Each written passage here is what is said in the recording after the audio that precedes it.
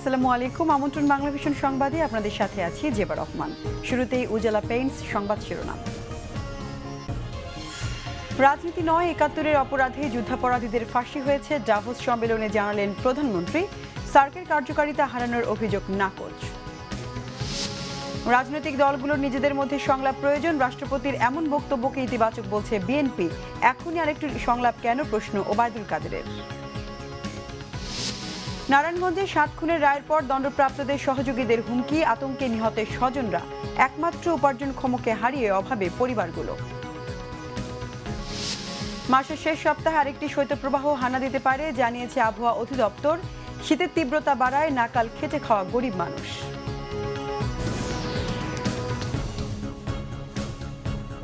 দেখছিলেন উজালা পেইন্টস সংবাদ শিরোনাম। এগিয়ে চলো কল্পনার রাজ্যে।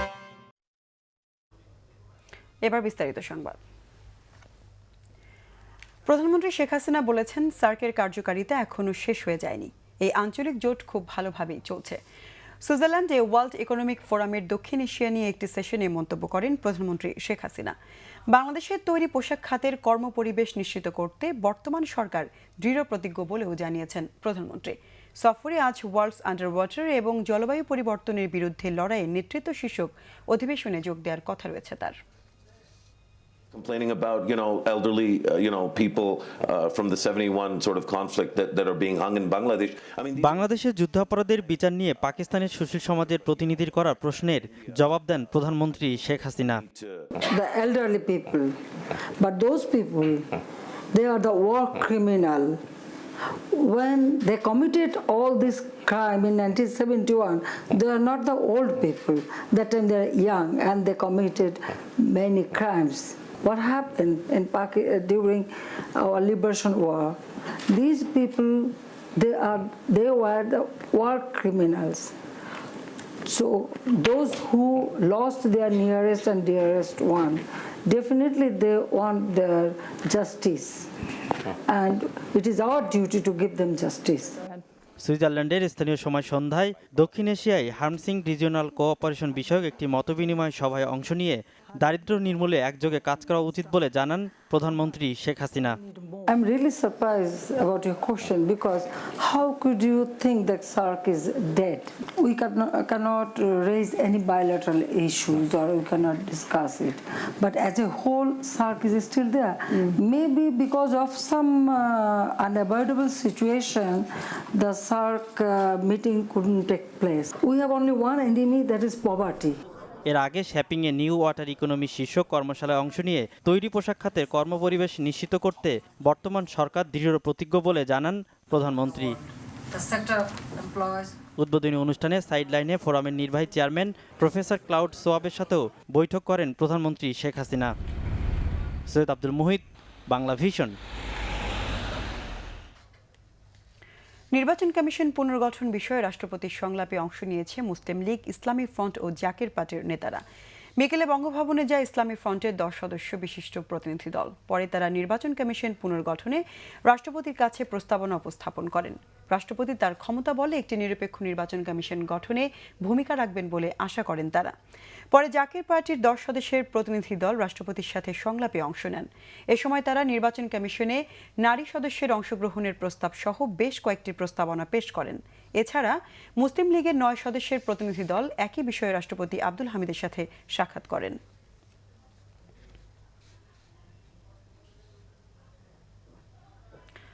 বিএনপির বিশাল কমিটির সবাইকে আগে রাজপথে নেমে পরে আন্দোলনের হুমকি দিতে পরামর্শ দিয়েছেন আওয়ামী লীগের সাধারণ সম্পাদক ওবায়দুল কাদের। সুষ্ঠু নির্বাচনের জন্য দলগুলোকে নিজেদের মধ্যে আলোচনা বিষয়ে রাষ্ট্রপতির পরামর্শ সম্পর্কে ওবায়দুল কাদের বলেন, নির্বাচন কমিশন গঠন নিয়ে রাষ্ট্রপতির সাথে সবগুলো রাজনৈতিক দলের সংলাপ শেষে নতুন নির্বাচন কমিশন গঠনের পর এই বিষয়টি বিবেচনা করবে আওয়ামী লীগ। সেতুমন্ত্রী বলেন, গত 8 বছরে বিএনপি 8 মিনিটের জন্য আন্দোলন করে দেখাতে পারেনি। তাদের দৌরাত্ম্য কতটুকু তা আওয়ামী লীগ জানে বলে মন্তব্য করেন তিনি। দুপুরে মিরপুরে বিআরটিএ পরিদর্শনকালে সড়ক পরিবহন ও সেতুমন্ত্রী সাংবাদিকদের এসব কথা বলেন। প্রয়োজন হলে বসবো, কিন্তু এখানে তো সংলাপটা রাষ্ট্রপতির বিষয়। ইলেকশন কমিশন যেটা ইমিডিয়েট দেশের প্রয়োজন, যেটা ইলেকশন করার জন্য ইলেকশন কমিশন পুনর্গঠন, যেটা ফেব্রুয়ারি মাসে হবে, সেই ইলেকশন কমিশন পুনর্গঠনের এখতিয়ার তো মহামান্য রাষ্ট্রপতির, তিনি সংলাপ করছেন। এই সংলাপ শেষ হয়ে সিদ্ধান্ত হওয়ার আগে আরেকটা সংলাপের প্রশ্ন তো আসে না। আন্দোলনের হুমকি দেন, হুমকি দেওয়ার আগে প্রথম 596 জনের যে কমিটি, এ 596 জন রাস্তায় নেমে একটু দেখান যে আন্দোলন করার আপনাদের সক্ষমতা আছে। রাজনৈতিক দলগুলোর নিজেদের মধ্যে সংলাপের প্রয়োজন, রাষ্ট্রপতির এমন বক্তব্যকে স্বাগত জানিয়েছে বিএনপি। দলটির নেতারা বলেন, দেশের মানুষ মনে করে সংলাপের মাধ্যমেই সংকটের সমাধান করতে হবে। আওয়ামী লীগ সংলাপের প্রস্তাব নাকচ করায় রাষ্ট্রপতির সাথে তাদের সম্পর্ক খারাপ হয়েছে কিনা তা নিয়ে প্রশ্ন দেখা দিয়েছে বলে মনে করেন বিএনপি নেতারা। দলের প্রতিষ্ঠাতা শহীদ রাষ্ট্রপতি জিয়াউর রহমানের ৮১তম জন্মবার্ষিকী উপলক্ষে ঢাকা মহানগর নাট্যমঞ্চে আলোচনা সভা করে বিএনপি। এতে নেতারা বলেন, জিয়াউর রহমান স্বাধীনতার ঘোষণা না দিলে দেশ স্বাধীন হতো না। স্বাধীনতার পরে আওয়ামী লীগের তৈরি করা রাজনৈতিক শূন্যতা পূরণ করতেই জনগণ জিয়াউর রহমানকে রাষ্ট্র ক্ষমতায় নিয়ে এসেছিল। আমরা আলোচনা চাই, সংলাপ চাই, রাজনৈতিক দলগুলোর মধ্যে পারস্পরিক আলোচনার ভিত্তিতে দেশে একটা গণতান্ত্রিক পরিবেশ সৃষ্টি হোক, এটাই আমরা চাই। আমাদের দেশের খালেদা সেই কথাই বলেছেন। দুর্ভাগ্য আমাদের যে আগেই প্রধানমন্ত্রী সে নাকচ করে দিয়েছেন। আমি জানি না রাষ্ট্রপতির সঙ্গে আজকে সরকারের সম্পর্কের কোনো অবনতি হয়েছে কিনা, সে কথা আমরা চাই না, বলতেও পারি না। তো এইটুকু বলতে চাই যে রাষ্ট্রপতি যদি কথাটা সত্যিকার আন্তরিকভাবে বলে থাকেন, তিনি সত্যি কথা বলেছেন। এই দেশের মানুষ সংলাপের মধ্য দিয়েই এই রাজনৈতিক সংকটের নিরসন চায়। আজকে দেশে গণতন্ত্র নেই, আওয়ামী লীগ গণতন্ত্র বাক্সবন্দি করেছে, জনগণের ভোটের অধিকার নেই।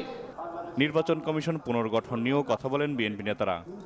তো যদি এই সরকার অধীনে নির্বাচন হয়, নির্বাচন কমিশনকে যদি আপনি শতগুণে শক্তিশালী করেন, সেই নির্বাচন কমিশন কোনোদিন স্বাধীনভাবে কাজ করতে পারবে না। নির্বাচন কমিশনকে স্বাধীনভাবে কাজ করতে দেওয়ার জন্য একটা সহায়ক সরকার থাকতে হবে। সহায়ক সরকার বলতে আমরা বুঝি একটা নিরপেক্ষ নির্দলীয় সরকার, যেই সরকারের কোনো স্বার্থ থাকবে না, যেই নির্বাচনের ফলাফলের ব্যাপারে তাদের কোনো স্বার্থ থাকবে না। নির্বাচনে কারচুপি করার জন্য প্রস্তাব দেওয়া হয়েছে।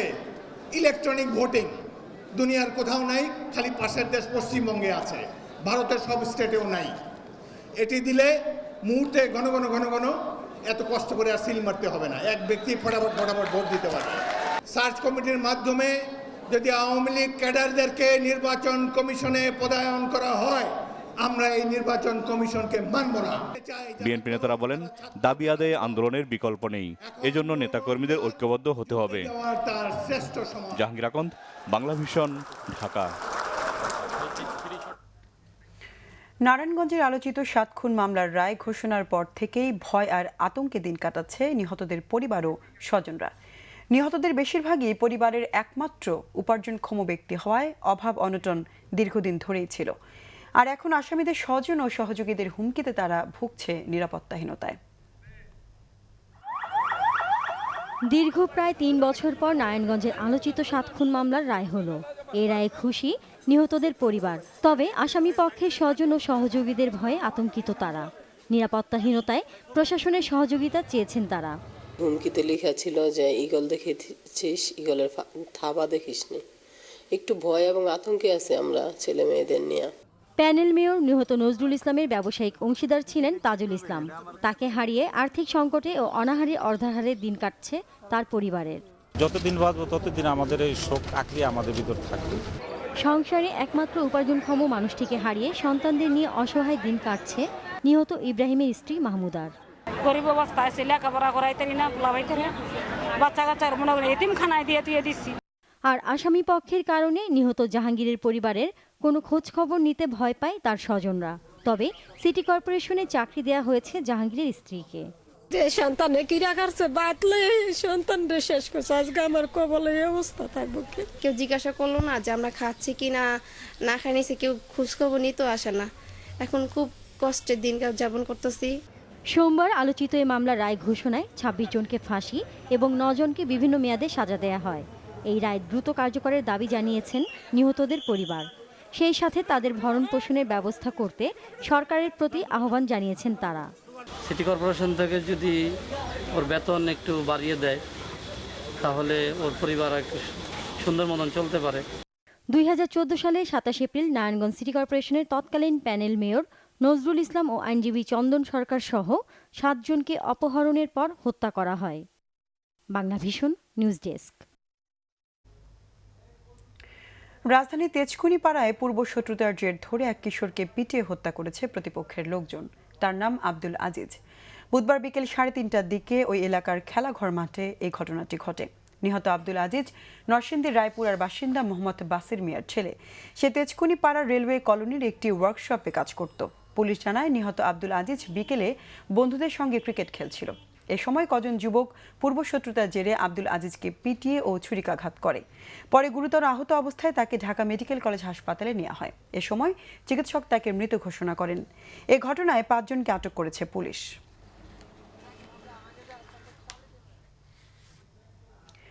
ঢাকা দক্ষিণ সিটি কর্পোরেশনের টানা 4র্থ দিনের অভিযানেও হকারদের দোকান ও চৌকি ভেঙে গুঁড়িয়ে দেওয়া হয়েছে। এদিকে হকার্স ইউনিয়ন উচ্ছেদ অভিযান বন্ধের দাবিতে প্রধানমন্ত্রীর কার্যালয় অভিমুখে মিছিল সহ 9 দিনের আন্দোলন কর্মসূচি ঘোষণা করেছে। সেই সাথে পুনর্বাসনের আগ পর্যন্ত ফুটপাতের 1/4 জায়গায় বসতে দেওয়ার অনুরোধ জানিয়েছেন তারা। বুধবার রোদের তীব্রতা বাড়ার আগেই তপ্ত হয়ে ওঠে ঢাকা দক্ষিণ সিটি কর্পোরেশনের লোডার ও এক্সক্যাভেটর মেশিন। বিপুল সংখ্যক পুলিশ ও ম্যাজিস্ট্রেটের উপস্থিতিতে গুঁড়িয়ে দেওয়া হয় ফুটপাতে বসানো হকারদের টং দোকানের মাল সামানা। দোকানের চৌকি সানশেডে তুলে দিয়েও রেহাই মিলেনি। মুহূর্তেই তুলে দেওয়া হয় গুলিস্তান আন্ডারগ্রাউন্ডের পাশের করিডোরে বসানো দোকানও। এ সময় দোকানের পণ্য সরাতে অসহায়ের মতো ছোটাছুটি করেন হকাররা। নাগরিকদের চলাচল নির্বিঘ্ন করতে ফুটপাত শতভাগ হকারমুক্ত না করা পর্যন্ত অভিযান চলবে বলে জানান ঢাকা দক্ষিণ সিটি কর্পোরেশনের ম্যাজিস্ট্রেট নাজমুস সাকিব। আমাদের অভিযান চলমান থাকবে, কতদিন চলবে এটা এখানে নির্দিষ্ট করে বলা যাচ্ছে না। যতদিন আমাদের লক্ষ্য অর্জিত না হচ্ছে আমরা অভিযান চালিয়ে যাব। হকারদের পুনর্বাসনের বিষয়েও আমাদের মেয়র মহোদয় চিন্তা ভাবনা করছেন। তাদের বিকল্প কর্মসংস্থান অথবা বিকল্প স্থানে কোনো পরিত্যক্ত জায়গা বা যেখানে জায়গা পড়ে আছে সেসব জায়গায় তাদেরকে পুনর্বাসন করা যায় কিনা সে বিষয়ে চিন্তা ভাবনা চলছে। এদিকে উচ্ছেদ অভিযানকে গরিবের পেটে লাথি মারার অপচেষ্টা উল্লেখ করে অবিলম্বে অভিযান বন্ধের দাবি জানিয়েছে হকার্স ইউনিয়ন।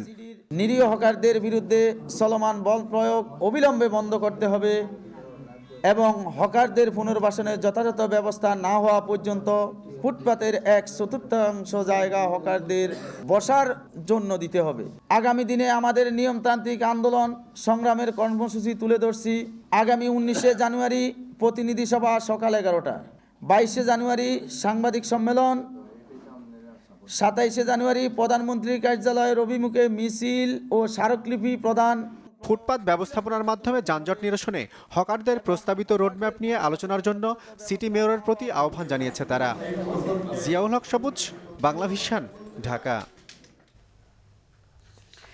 চলতি মাসের শেষ সপ্তাহে বা আগামী মাসের প্রথম সপ্তাহে দেশে একটি শৈত্যপ্রবাহ হানা দিতে পারে বলে জানিয়েছেন আবহাওয়া কর্মকর্তা। তবে বর্তমানে তাপমাত্রা ঊর্ধ্বমুখী বলে জানান তিনি।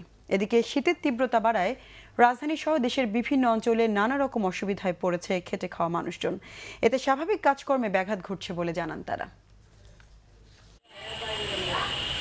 চলতি মাসের প্রথম দিকে শীতের তীব্রতা কম থাকলেও মাঝামাঝি এসে তা বেড়েছে। বিশেষ করে দেশের উত্তর ও উত্তর পূর্বাঞ্চলে তীব্র শীত পড়ছে। এতে বেকায়দায় পড়েছেন সেসব এলাকার মানুষ। রাজধানী সহ মধ্যাঞ্চলেও শীতের তীব্রতা আগের তুলনায় বেড়েছে। এতে ভোগান্তি বেড়েছে খেটে খাওয়া মানুষের। শীত তো অনেক শীত, শীতের জন্য বাইরে বেরোনো যায় না, কষ্ট হয় কাজ করতে। দোকান করি আমরা, এই যে দোকান খুলি নাই, খুলবো পরে রান্নার পরে। রাত্রে একটু বেশি করে, আজ কয়েকদিন ধরে একটু বেশি, আগে তো অনেক কম ছিল। আবহাওয়া কর্মকর্তা জানান, শীতে সাধারণত 3টি শৈত্যপ্রবাহ হানা দিলেও এবছর মধ্য জানুয়ারিতে মাত্র একটি শৈত্যপ্রবাহ বয়ে গেছে। মাসের শেষ দিকে আরও একটি শৈত্যপ্রবাহ হানা দিতে পারে বলে পূর্বাভাস দিলেন তিনি। আমরা এখন দ্বিতীয় সপ্তাহে আছি, 18 মানে তৃতীয় সপ্তাহে পা দিয়েছি। তো তৃতীয় সপ্তাহে কিন্তু শৈত্যপ্রবাহের সম্ভাবনা খুব একটা নাই। তবে যেটা আমরা অনুমান করছি হয়তো চতুর্থ সপ্তাহে, মানে এই মাসের শেষ সপ্তাহে অথবা ফেব্রুয়ারির প্রথম সপ্তাহে আরও একটি শৈত্যপ্রবাহ আসার সম্ভাবনা আছে। গত বছরের তুলনায় এবছর শীতের গড় তাপমাত্রা বেশি বলে জানালেন এই আবহাওয়াবিদ। ইমরুল কায়েস, বাংলা ভিশন, ঢাকা। নির্মাণ কাজের অপরিহার্য উপাদান পাথরই এখন পঞ্চগড়ের ব্যবসায়ীদের আয়ের অন্যতম উৎস। আমদানি করা ও স্থানীয় পাথরের উপর নির্ভর করে পঞ্চগড় বাংলাবান্ধা মহাসড়কের দুপাশে গড়ে উঠেছে কয়েকশো পাথর ভাঙার কল। খোলা আকাশের নিচে সব কলের বিকট শব্দ ও পাথরের গুঁড়ায় ধূলিময় আশপাশের পরিবেশ। আর এতে স্বাস্থ্য ঝুঁকির মধ্যে রয়েছেন শ্রমিক সহ এলাকার 1 লাখেরও বেশি মানুষ। কোনো নির্দেশনা ছাড়াই উন্মুক্ত জায়গায় ভাঙা হচ্ছে পাথর। পঞ্চগড় বাংলাবান্ধা মহাসড়কের দুই পাশে জগদল, ভজনপুর, বরাবড়ি বাজার ও বাংলাবান্ধা এলাকায় পাথর ভাঙা মেশিনের সংখ্যা 5 শতাধিক। আর এতে 30,000 নারী পুরুষ প্রত্যক্ষভাবে জড়িত রয়েছে। কিন্তু স্বাস্থ্য সুরক্ষার কোনো ব্যবস্থা ছাড়াই তারা এই ধূলিধূসর পরিবেশে কাজ করছেন। কানের সমস্যা, কানে শুনি না, দিম দিম দিম দিম করে, দূরে দূরে থেকে ডাকলে শুনি না। আমার বাচ্চাকে পুষিব না আমি আমার দেহার চিকিৎসা করব। শুধু কি তাই, পরিবেশ আর শব্দ দূষণে স্বাস্থ্য ঝুঁকিতে আছেন এলাকার শিশুসহ লক্ষাধিক মানুষ। এখানে বিকট শব্দ হওয়ার কারণে ক্লাসের মধ্যে স্যার আমাদের কি বলতেছে আমরা স্যারের কথা ভালো বুঝতে পারতেছি না। শুধু শব্দ দূষণে না, আবার এই যে ধুলোগুলো বালিগুলো উড়াচ্ছে, এগুলো আমাদের ঘরের ছাউনির উপরে পর্যন্ত যায়। দেখেন, সংশ্লিষ্টদের মতামতের ভিত্তিতে প্রয়োজনীয় ব্যবস্থা নেওয়ার আশ্বাস জেলা পাথর বালি ব্যবসায়ী ও সরবরাহকারী সমিতির। আগামী দিনে তাদেরকে পরিবেশ দূষণ থেকে তাদেরকে আমরা রক্ষা করব এবং কিভাবে করব এটাও আমাদের একটা সিভিল সার্জন সহ এবং সব পরিবেশ দূষিত এলাকায় যায় তাদেরকে বিষয়টা আমরা বুঝাইতে সক্ষম হব। পাথর শ্রমিকদের স্বাস্থ্য সচেতনতা বাড়াতে ওরিয়েন্টেশন সহ ব্যবসায়ীদের মাধ্যমে তাদের মাস্ক সরবরাহ জরুরি বলে মনে করছেন চিকিৎসকরা। অ্যালভিওলাইটিস থেকে শুরু করে লাংস ইনফেকশন থেকে শুরু করে এটা পাথরের ভাঙার জন্য স্পেশালি একটা রোগ যেটা সিলিকোসিস নামে পরিচিত, এটা হতে পারে। এ ব্যাপারে কোনো সচেতনতা কিংবা আমাদের স্বাস্থ্য বিভাগ থেকে কোনো ডাইরেক্ট ইনস্ট্রাকশন আসেনি। নির্ধারিত অঞ্চল বা জোন ছাড়া পাথর ভাঙা কল যেখানে সেখানে স্থাপন পরিবেশ ও বন মন্ত্রণালয়ের নীতিমালার পরিপন্থী। তাই এ ব্যাপারে প্রশাসনের পদক্ষেপ চায় এলাকাবাসী। Bangla vision news desk. এ পর্যায়ে নিচ্ছে সিবিসি টাইলস সংবাদ বিরতি। সাথে থাকুন, ফিরে এসে থাকছে। চট্টগ্রামে মানব পাচারে অভিযুক্ত এক আইনজীবীকে জামিন না দেওয়ায় আদালতে ভাঙচুর, পুলিশের সঙ্গে আইনজীবীদের হাতাহাতি। সাবেক ব্রিটিশ হাই কমিশনারের ওপর গ্রেনেড হামলার দায়ে মুফতি হান্নান সহ 3 জনের মৃত্যুদণ্ডাদেশ বহালের পূর্ণাঙ্গ রায় প্রকাশ।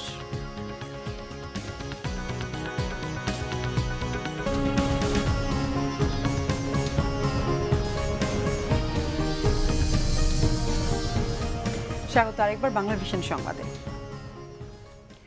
চট্টগ্রামে আসামির জামিন মঞ্জুর না করায় আদালতে ভাঙচুর চালিয়েছেন আইনজীবীরা। বিকেল 5টার দিকে চট্টগ্রামের অতিরিক্ত মহানগর হাকিম শাহাদাত হোসেন ভূঁইয়ার আদালতে এই ভাঙচুরের ঘটনাটি ঘটে।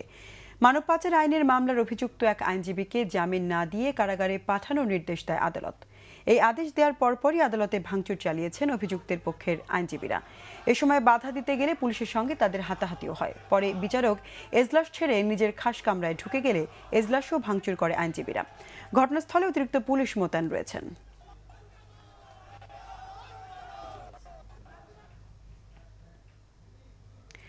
সাবেক ব্রিটিশ হাইকমিশনার আনোয়ার চৌধুরীর ওপর গ্রেনেড হামলা মামলায় মুফতি হান্নান সহ 3 জনের মৃত্যুদণ্ডাদেশ বহাল রেখে আপিল বিভাগের রায়ের পূর্ণাঙ্গ অনুলিপি প্রকাশ হয়েছে। বুধবার সুপ্রিম কোর্টের ওয়েবসাইটে 65 পৃষ্ঠার রায়টি প্রকাশ করা হয়। গত 7 ডিসেম্বর আসামি পক্ষের করা আবেদন খারিজ করে হাইকোর্টের রায় বহাল রাখে প্রধান বিচারপতির নেতৃত্বে 4 সদস্যের আপিল বেঞ্চ। 2004 সালের 21 মে সিলেটে হযরত শাহজালালের মাজার প্রাঙ্গণে সাবেক ব্রিটিশ হাইকমিশনারের ওপর গ্রেনেড হামলা করা হয়। এতে আনোয়ার চৌধুরী, সিলেট জেলা প্রশাসক সহ অর্ধশতাধিক ব্যক্তি আহত হন। নিহত হন পুলিশের 2 সদস্য সহ 3 জন। বিচার শেষে 2008 সালের 23 ডিসেম্বর মুফতি হান্নান সহ 3 জনের মৃত্যুদণ্ড ও 2 জনকে যাবজ্জীবন কারাদণ্ড দেয় আদালত। ডেথ রেফারেন্স ও জেল আপিল শুনানি শেষে গত বছরের 11 ফেব্রুয়ারি মৃত্যুদণ্ডের রায় বহাল রাখে হাইকোর্ট। নেপালের রাজধানী কাঠমান্ডুতে চলছে 5 দিনব্যাপী বাংলাদেশি পণ্যের একক মেলা বাংলাদেশ এক্সপো 2017। তৃতীয়বারের মতো আয়োজিত মেলায় অংশ নিচ্ছে 50টিরও বেশি প্রতিষ্ঠান। মেলার media partner Bangla vision. Amanullah ওয়ালসের ছবিতে নেপাল থেকে আরো জানাচ্ছেন মিজানুর রহমান সবুজ। হিমালয়ের দেশ নেপালের কাঠমান্ডু শহরের ভ্রিকুটি মণ্ডপ মিলনায়তনে 5 দিনব্যাপী এই মেলায় বুধবার ছিল দ্বিতীয় দিন। বাংলাদেশ এক্সপো নামের এই প্রদর্শনীতে অংশ নেয় দেশের বেশ কিছু খ্যাতনামা প্রতিষ্ঠান, তুলে ধরে তাদের পণ্য সামগ্রী।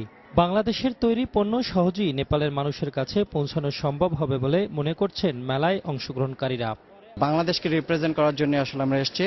ইনশাআল্লাহ বাংলাদেশের ট্যুরিজম সেক্টরকে ডেভেলপ করার জন্য আমাদের এই মেলা অংশগ্রহণ সার্থকতা পাবে। সারা আসতেছে এবং প্রচুর কাস্টমার আসতেছে, তা আমরা আশা করি যে ইনশাআল্লাহ খুব তাড়াতাড়ি আমরা নেপালে আমাদের বাজার সম্প্রসারণ করতে পারব। ফুড আইটেমের পার্সপেক্টিভ থেকে আমরা মার্কেট যেটা ভিজিট করে দেখলাম যে বেশ ভালো মার্কেট আছে, এন্ড হোপ আমরা বেশ ভালো মার্কেট এখানে ড্রাইভ দিতে পারব। তুলনামূলক কম দামে মানসম্মত পণ্য পাওয়ায় এরই মধ্যে বেশ সাড়া পাওয়া গেছে বলেও জানান বাংলাদেশি ব্যবসায়ীরা। আমাদের কম্পিটিশন করতে হয় ইন্ডিয়ার সঙ্গে, কারণ এখানকার মার্কেট, টোটাল মার্কেটটা ওনারা আগের থেকেই ইন্ডিয়ার দখলে আছে। আমাদেরকে নতুনভাবে এক্সপ্লোর করতে হলে অনেক এফোর্টস দিতে হবে। এবং নেপালের মানুষকে জানানোর জন্য যে বাংলাদেশে এই টাইপের একটা ইন্ডাস্ট্রি আছে যারা সারা পৃথিবী জুড়ে এক্সপোর্ট করছে এবং বাংলাদেশেও তারা মার্কেটের নাম্বার 1, সেইটাকে জানানোর জন্য নেপালে আমাদের আসা। যদি ইম্পোর্ট ডিউটিটা গভর্নমেন্ট এটা একটা মিনিমাম পার্সেন্টেজে নিয়ে আসে, তাহলে হয়তো আমাদের প্রোডাক্ট এখানে আমরা একটা কম্পিটিটিভ প্রাইসে মাস পিপলের কাছে পৌঁছে দিতে পারবো। এই মেলা চলবে 21 জানুয়ারি পর্যন্ত। নেপালের রাজধানী কাঠমান্ডুতে আয়োজিত এই বাংলাদেশ এক্সপো নেপালের বাজারে বাংলাদেশি পণ্যের বাজার তৈরিতে বেশ ভূমিকা রাখবে বলে আশা করছেন উদ্যোক্তারা। পাশাপাশি দুই দেশের অর্থনৈতিক ও বাণিজ্যিক সম্পর্ক আরও এগিয়ে যাবে বলেও মনে করছেন তারা। মিজানুর রহমান সবুজ, বাংলা ভিশন, কাঠমান্ডু, নেপাল। এ পর্যায়ে আবারও নিচ্ছি সিভিসি টাইলস সংবাদ বিরতি, সাথে থাকুন। ফিরে এসে থাকছে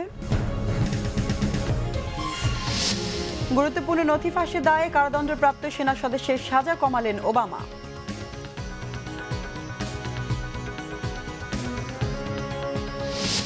18 ফেব্রুয়ারি শুরু হচ্ছে দ্বিতীয় Sheikh Kamal club cup football tournament.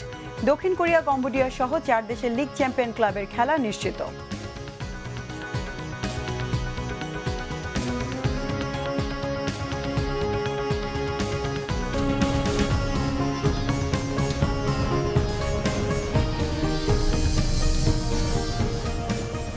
আবারও স্বাগত বাংলা ভিশন সংবাদে। শুরুতে আমিন জুয়েলার্স আন্তর্জাতিক সংবাদ।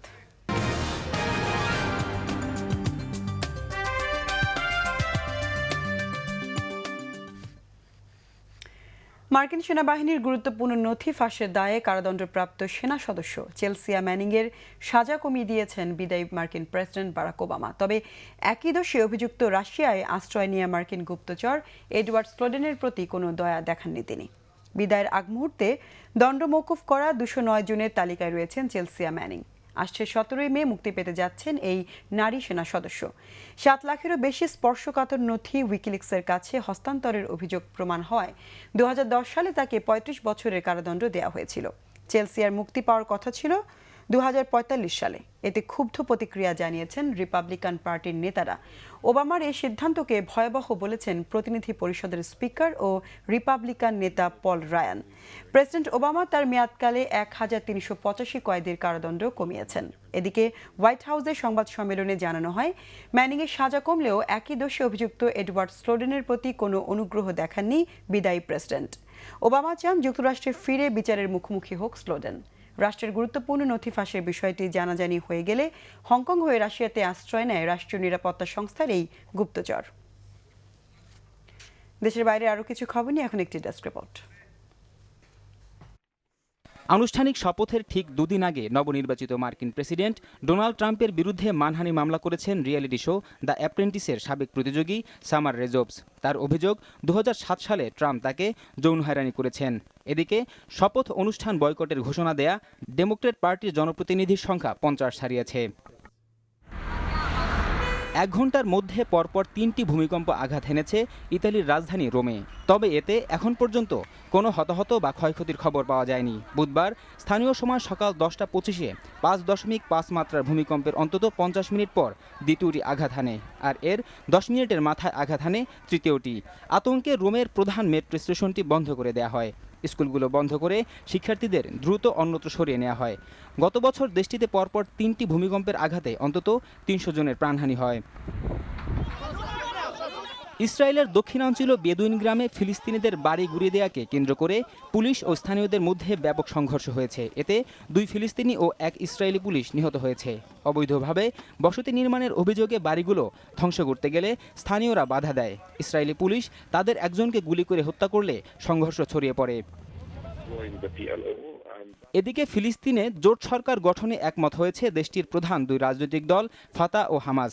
মস্কোতে 3 দিনের আলোচনা শেষে মঙ্গলবার রাতে সমঝোতায় পৌঁছায় তারা। দেশটির নতুন জাতীয় পরিষদ নির্বাচনে নির্বাসিত ফিলিস্তিনিরাও অংশ নিতে পারবে। Mahmudul Hasan, Bangla vision news desk. সংবাদ শেষ করব উজালা পেইন্টস সংবাদ শিরোনামগুলো আরেকবার জানিয়ে। রাজনীতি নয়, ৭১-এ অপরাধে যুদ্ধাপরাধীদের ফাঁসি হয়েছে, ডাভোস সম্মেলনে জানালেন প্রধানমন্ত্রী। সার্কের কার্যকারিতা হারানোর অভিযোগ নাকচ। রাজনৈতিক দলগুলোর নিজেদের মধ্যে সংলাপ প্রয়োজন, রাষ্ট্রপতির এমন বক্তব্যকে ইতিবাচক বলছে বিএনপি। এখনই আরেকটি সংলাপ কেন, প্রশ্ন ওবায়দুল কাদেরের। নারায়ণগঞ্জে 7 খুনের রায়ের পর দণ্ডপ্রাপ্তদের সহযোগীদের হুমকি, আতঙ্কে নিহতের স্বজনরা। একমাত্র উপার্জনক্ষমকে হারিয়ে অভাবে পরিবারগুলো। মাসের শেষ সপ্তাহে আরেকটি শৈত্যপ্রবাহ হানা দিতে পারে জানিয়েছে আবহাওয়া অধিদপ্তর। শীতের তীব্রতা বাড়ায় নাকাল খেটে খাওয়া গরিব মানুষ।